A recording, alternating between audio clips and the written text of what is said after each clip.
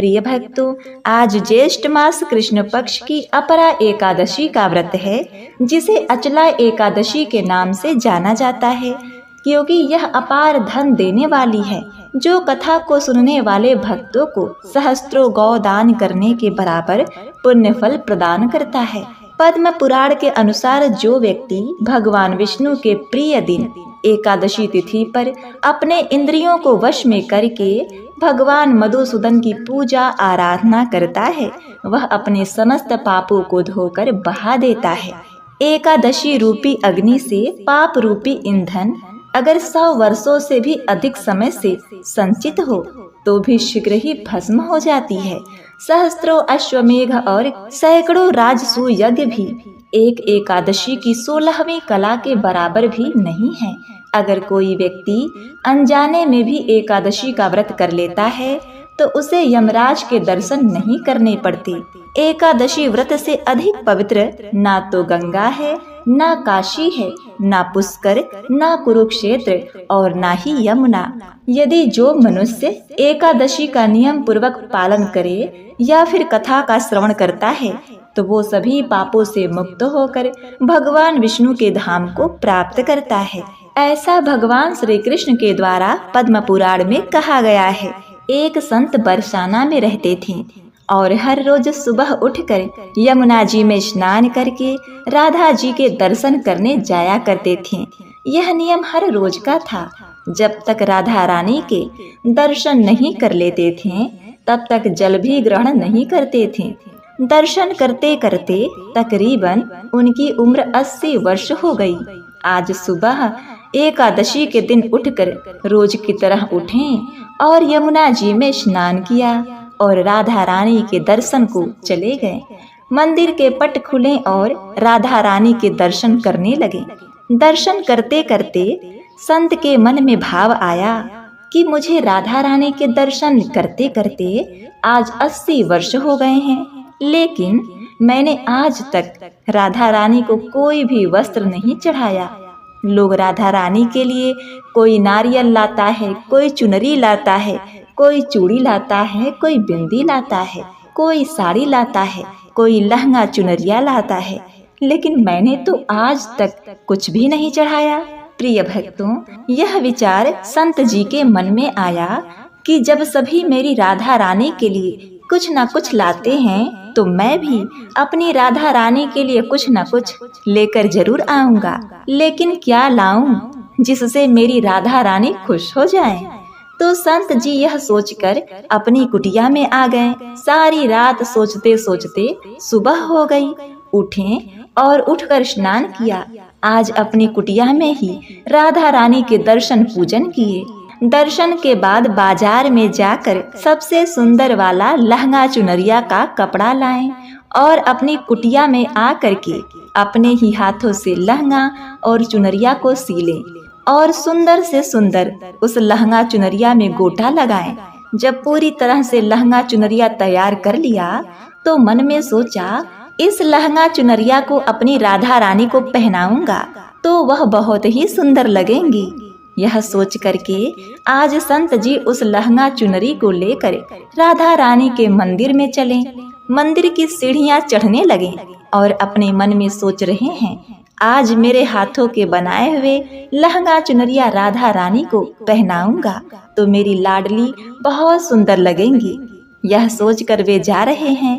इतने में एक बरसाना की लड़की लाली आई और बाबा से कहती है, बाबा आज बहुत ही खुश हो, क्या बात है, बताओ बाबा।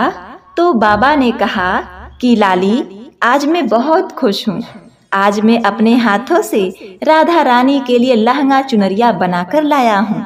इस लहंगा चुनरिया को राधा रानी जी को पहनाऊंगा और मेरी राधा रानी बहुत सुंदर लगेंगी। उस लाली ने कहा, बाबा मुझे भी दिखाओ ना, आपने लहंगा चुनरी कैसे बनाई है। अब बाबा ने उस छोटी सी लड़की को लहंगा चुनरी दिखाया। लहंगा चुनरी देखकर वो लड़की बोली, अरे बाबा, राधा रानी के पास तो बहुत सारी पोशाक है, तो ये मुझे दे दो ना। तो महात्मा जी बोले, कि देखो बेटी, तुमको मैं दूसरी बाजार से दिलवा दूंगा। ये तो मैं अपने हाथ से बनाकर राधा रानी के लिए लेकर जा रहा हूँ। तुमको और दूसरा दिलवा दूंगा। प्रिय भक्तगणों, लेकिन उस छोटी सी बालिका ने उस महात्मा का दुपट्टा पकड़ लिया और कहा, बाबा ये मुझे दे दो। पर संत जी भी जिद करने लगे कि दूसरी दिलवा दूंगा, ये नहीं दूंगा। लेकिन वो बच्ची भी इतनी तेज थी कि संत के हाथ से लहंगा चुनरी को छीनकर भाग गई। अब तो बाबा को बहुत ही दुख लगा कि मैंने आज तक राधा रानी को कुछ नहीं चढ़ाया, लेकिन जब लेकर आया तो लाली लेकर भाग गई।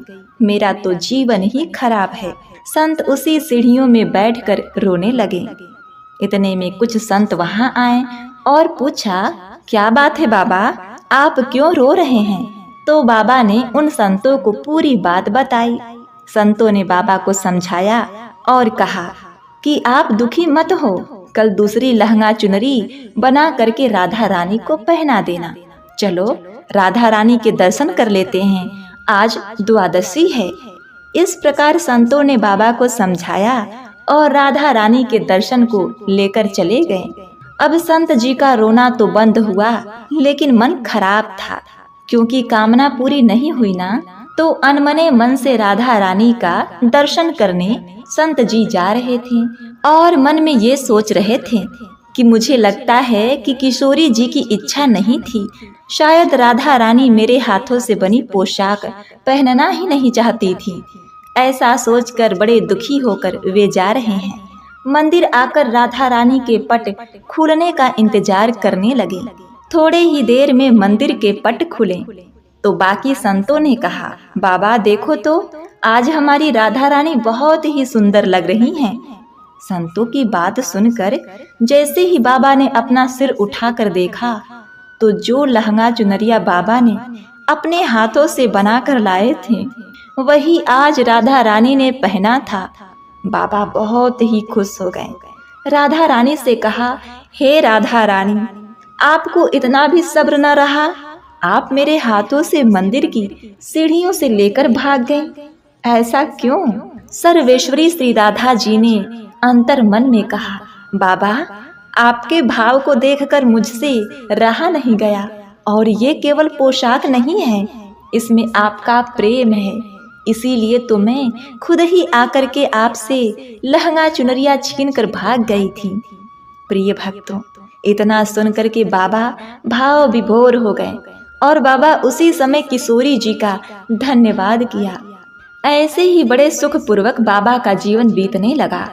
एक बार बरसाना और उसके आसपास के इलाकों में भीषण अकाल पड़ा।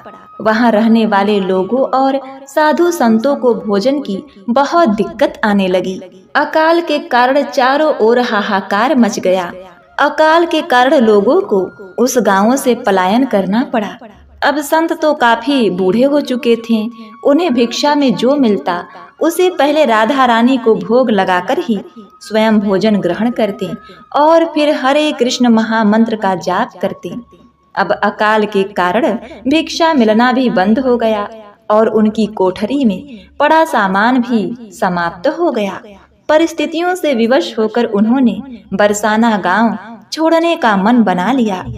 नेत्रों से अश्रु बहाते हुए और राधा रानी से क्षमा की याचना करने लगे कि श्री जी मुझे क्षमा करना, मुझे परिस्थितियों के वश यह गांव छोड़कर जाना पड़ रहा है। उनकी करुण पुकार सुनकर एक सुंदर सी व्रज कन्या वहां आई और पूछने लगी, बाबा कहाँ जा रहे हो? संत ने उदास स्वर में कहा, यहाँ पर अकाल के कारण भिक्षा नहीं प्राप्त हो रहा है, इसीलिए इस पेट की भूख शांत करने के लिए यहाँ से पलायन करने का मन बना लिया है। व्रज कन्या कहने लगी, बाबा आज मेरे घर भिक्षा लेने आना, मेरी मैया हर रोज भिक्षा देने के लिए भोजन निकालती हैं। संत कहने लगे, पुत्री मैं नहीं जानता कि तुम्हारा घर कहाँ है। व्रज कन्या बोली, मैं वैद्य श्रीधर की पुत्री राधा हूँ। आप वहाँ जाकर कहना कि जो आले में भोजन पड़ा है वह मुझे भिक्षा में दे दो। संत जी व्रज कन्या के बताए पते पर वैद्य जी के घर पहुंचकर भिक्षा के लिए आवाज लगाई। वैद्य जी बाहर आए और कहने लगी, बाबा आज तो हमने भिक्षा नहीं निकाली। संत ने उन्हें बताया कि मुझे आपकी पुत्री राधा ने भेजा है। उसने कहा था कि माँ ने आले में भोजन रखा है। वैद्य जी ने आश्चर्य से संत जी को बताया, मेरी पुत्री राधा की मृत्यु कई साल पहले हो गई थी। वैद्य जी ने संत के कहने पर आले में देखा तो वहाँ भांति भांति के भोजन रखे थे। वैद्य जी की पत्नी कहने लगी, मैंने तो कभी भी यहाँ पर भोजन नहीं रखा। वैद्य जी जान गए कि यह श्री राधा रानी की कृपा है। वैद्य जी ने बड़े चाव और प्रेम से संत जी को भोजन कराया। वैद्य जी कहने लगे, बाबा आप प्रतिदिन यहाँ से भोजन ले जाना। राधा रानी की कृपा से संत जी के प्रतिदिन के खाने का इंतजाम हो गया।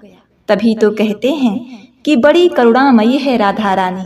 वह अपने भक्तों और संतों का सदैव ख्याल रखती हैं। तो प्रेम से बोलिए, श्री राधा रानी सरकार की जय, वृंदावन बिहारी लाल की जय। तो प्रिय भक्तों, अब आइए श्रवण करते हैं अपरा एकादशी की मुख्य कथा, जिसे सुने बिना एकादशी का व्रत अधूरा माना जाता है। और इस कथा को सुनने से भक्तों की मन चाही मुरादें पूर्ण होती हैं। तो इसे पूरा अवश्य सुने। आज फिर से युधिष्ठिर महाराज श्री कृष्ण की राह देख रहे थे। अब उन्हें अपरा एकादशी व्रत कथा को सुनने की प्रबल इच्छा हो रही थी। तभी भगवान का दिव्य रथ महल के द्वार पर आ पहुंचा, जिसमें भगवान श्री कृष्ण मानो ऐसे सुशोभित हो रहे थे जैसे करोड़ों तारों के बीच चंद्रमा। प्रिय भक्तों, कथा रूपी अमृत का श्रवण करने के लिए भाव विभोर राजा युधिष्ठिर ने उन परम भगवान श्री कृष्ण जी को प्रेम पूर्वक आसन पर बिठाए और श्री कृष्ण जी के चरणों को धोकर चरणा अमृत ग्रहण करने के बाद उन्होंने भगवान से कहा कि हे दीनों के दुख को दूर करने वाले, हे मधुसूदन, कृपा कर ज्येष्ठ मास के कृष्ण पक्ष की एकादशी व्रत का नाम क्या है? साथ ही इस व्रत की दिव्य महिमा से भी मुझे अवगत कराइए। भगवान श्री कृष्ण कहने लगे, हे राजन, यह एकादशी अचला तथा अपरा दो नामों से जानी जाती है। पुराणों के अनुसार ज्येष्ठ कृष्ण पक्ष की एकादशी अपरा एकादशी है, क्योंकि यह अपार धन देने वाली है। जो मनुष्य इस व्रत को करते हैं वे संसार में प्रसिद्ध हो जाते हैं। इस दिन भगवान विष्णु के स्वरूप त्रिविक्रम की पूजा की जाती है। अपरा एकादशी का व्रत करने से मनुष्य स्वर्ग को प्राप्त करता है। जो मनुष्य गुरु से शिक्षा ग्रहण करते हैं फिर उनकी निंदा करते हैं, वे अवश्य नरक में पड़ते हैं, मगर अपरा एकादशी का व्रत करने से वे भी इस पाप से मुक्त हो जाते हैं। जो फल तीनों पुष्कर में कार्तिक पूर्णिमा को स्नान करने से या गंगा तट पर पितरों को पिंड दान करने से प्राप्त होता है, वही अपरा एकादशी का व्रत करने से प्राप्त होता है। मकर के सूर्य में प्रयागराज के स्नान से, शिवरात्रि का व्रत करने से, सिंह राशि के बृहस्पति में गोमती नदी के स्नान से, कुंभ में केदार के दर्शन या बद्रीनाथ के दर्शन, सूर्य ग्रहण में कुरुक्षेत्र के स्नान से, स्वर्ण दान करने से अथवा गौदान से जो फल मिलता है वही फल अपरा एकादशी के व्रत से मिलता है।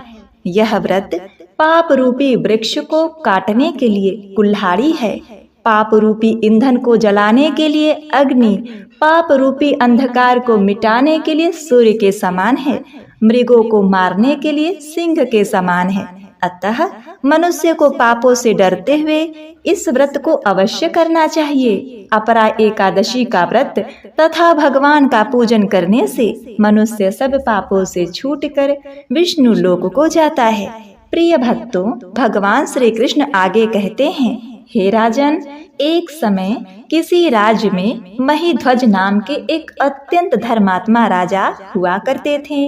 राजा महीध्वज जितने सदाचारी और धर्मात्मा थे, उनका छोटा भाई वज्रध्वज उतना ही अधर्मी प्रवृत्ति का था। वज्रध्वज मन ही मन अपने बड़े भाई महीध्वज से द्वेष करता था और उनकी हत्या करने के लिए षड्यंत्र रचता रहता था। एक बार पापी वज्रध्वज अवसर पाकर अपने भाई महीध्वज की हत्या कर उन्हें जंगल में फेंकवा देता है और खुद राजा बनकर राज करने लगता है। अतः हे कुंती पुत्र, इस अकाल मृत्यु के कारण राजा महीध्वज को प्रेत योनि में रहना पड़ा। वह उसी जंगल में पीपल के पेड़ पर प्रेत के रूप में रहने लगे। उनकी मृत्यु के पश्चात वज्रध्वज अपनी प्रजा पर अत्याचार और दुराचार शुरू कर देता है। साथ ही महीध्वज भी प्रेत बनकर जंगल के रास्ते से आने वाले और जाने वाले लोगों को सताने लगते हैं। लेकिन उनके द्वारा किए गए पुण्य कर्मों का फल जल्द ही उन्हें प्राप्त होता है। एक दिन अचानक धौम्य नामक ऋषि उस जंगल से गुजर रहे थे। उन्होंने देखा कि पीपल के वृक्ष पर एक प्रेत बैठा हुआ है और वह उन्हीं की तरफ देख रहा है। अब ऋषि धौम्य अपने मजबूत तपोबल से वे राजा महीध्वज की सारी आपबीती जान लेते हैं और उनकी सहायता करने के लिए सोचते हैं। सर्वप्रथम ऋषि धौम्य राजा महीध्वज के प्रेत को पीपल के पेड़ से उतार कर उन्हें परलोक विद्या का उपदेश देते हैं। दयालु ऋषि राजा महीध्वज को प्रेत योनि से मुक्ति दिलाने के लिए स्वयं ही अपरा एकादशी का व्रत करते हैं और उनका संपूर्ण पुण्य फल प्रेत रूप राजा को अर्पित कर देते हैं। इस पुण्य के प्रभाव से राजा को प्रेत योनि से मुक्ति मिल जाती है और वह ऋषि को धन्यवाद देते हुए दिव्य देह धारण कर पुष्पक विमान में बैठकर स्वर्ग की ओर प्रस्थान करते हैं। श्री कृष्ण भगवान युधिष्ठिर से कहते हैं, हे राजन, अपरा एकादशी की यह कथा संपूर्ण जगत का कल्याण करेगी।